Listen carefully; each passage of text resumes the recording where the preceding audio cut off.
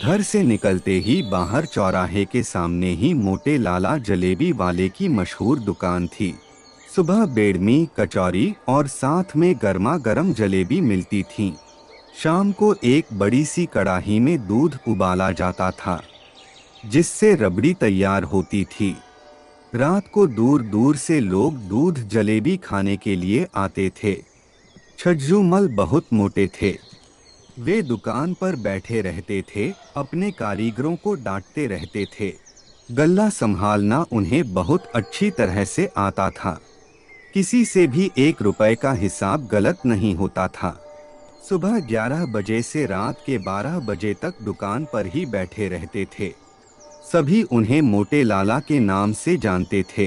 कुछ पुराने लोग थे जिन्हें उनका नाम छज्जू मल पता था। मैं उस समय 13 या 14 वर्ष का था। माँ से 5 रुपए लेकर जाता था। 2 रुपए की 2 बेड़मी और 3 रुपए की जलेबी आ जाती थी। वहीं बराबर में पड़ी बेंच पर बैठकर खाता था। हम 2 दोस्त जाते थे। हम कोशिश करते थे कि एक ही बेड़मी में सारी सब्जी खा जाते थे, फिर दोबारा दोना लेकर आगे बढ़ा देते थे। भैया थोड़ी सब्जी देना। सब्जी देने वाला लड़का लालाजी की ओर देखता। लालजी हम दोनों को घूर कर देखते, इससे पहले वो कुछ बोलते। अरे लाल जी, आपकी सब्जी बहुत टेस्टी है, इसलिए तो यहाँ रोज बेड़मी खाने आते हैं, वरना अगले चौराहे पर 2 रुपए की 3 मिलती है। चल भैया डाल दे सब्जी। लालाजी कुछ नहीं बोलते और सब्जी वाला सब्जी डाल देता है। यह हमारा रोज का काम था। एक दिन शाम को हमारे कुछ रिश्तेदार घर आए। शाम को खाना खाने के बाद दूध जलेबी की फरमाइश होने लगी। पहले तो मेरी ड्यूटी लगी दूध जलेबी पैक करवा कर लाने की, लेकिन तभी कानपुरा वाली बुआ बोली, भैया याद है बचपन में हम कैसे छज्जू हलवाई की जलेबी खाते थे, वह अभी भी है या? बुआ जी, यहाँ कोई छज्जू हलवाई नहीं है, हम तो मोटे लाल की जलेबी खाते हैं। अरे दीदी, है छज्जू हलवाई। मुन्ना मोटे लाला का असली नाम छज्जू हलवाई है।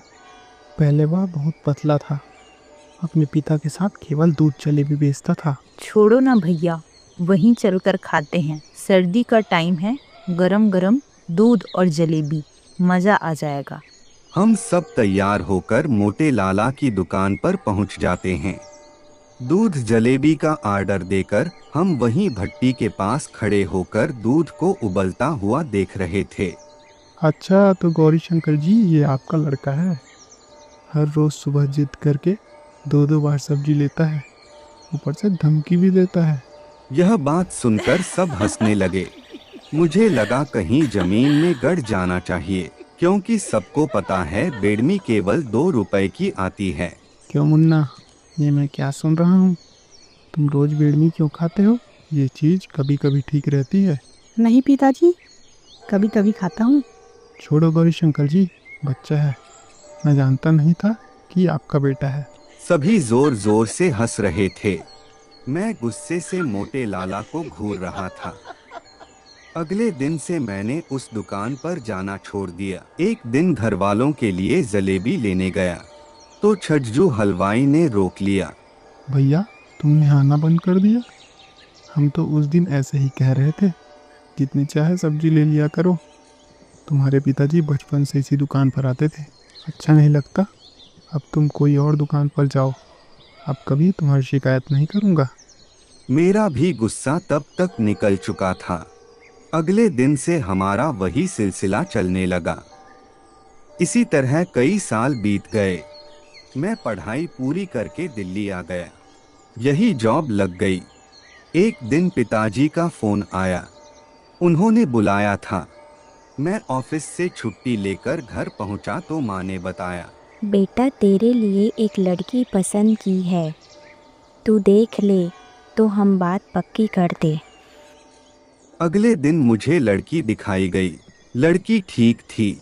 मैंने हाँ कर दी। मैं 2 दिन बाद दिल्ली आ गया और अपने काम में व्यस्त हो गया। शादी से 4 दिन पहले मैं घर गया। 2 दिन बाद सगाई थी। पिताजी ने सामने एक बड़ी सी धर्मशाला में सारा इंतजाम किया था। मैंने वहां जाकर देखा, छज्जू हलवाई बैठा था। बेटा, इससे अच्छा हलवाई नहीं मिलेगा। मुझे देखते ही छज्जू हलवाई के चेहरे पर खुशी आ गई।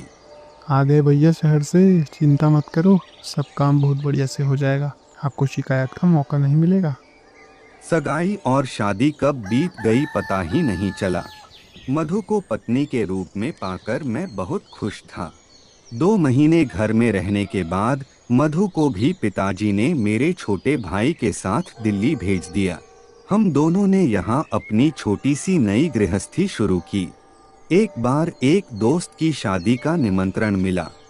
मैं और मधु शादी से एक दिन पहले ही घर के लिए रवाना हो गए।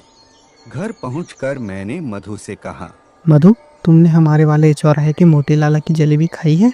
हाँ पिताजी, एक बार लाए थे। चलो आज वहीं दूध जलेबी खाएंगे और कल वालों के लिए पैक करा लेंगे। मैं जल्द से जल्द उस चौराहे पर पहुंचना चाहता था, लेकिन जैसे ही मैं वहां पहुंचा तो देखा दुकान बंद थी। बाहर एक लड़का मोमोस बेच रहा था।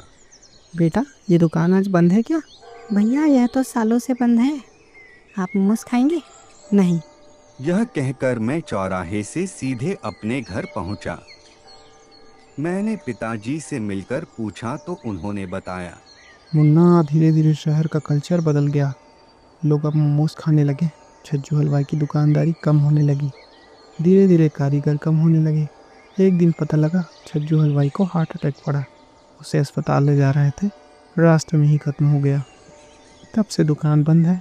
उसका एक ही लड़का था जो शहर में नौकरी करता है। कुछ लोग बता रहे हैं कि वह दुकान बेच रहा है, पता नहीं कौन खरीदेगा। यह सब सुनकर एक पल के लिए मेरी आंखें नम हो गईं। हम अपने कल्चर से कितना दूर होते जा रहे हैं।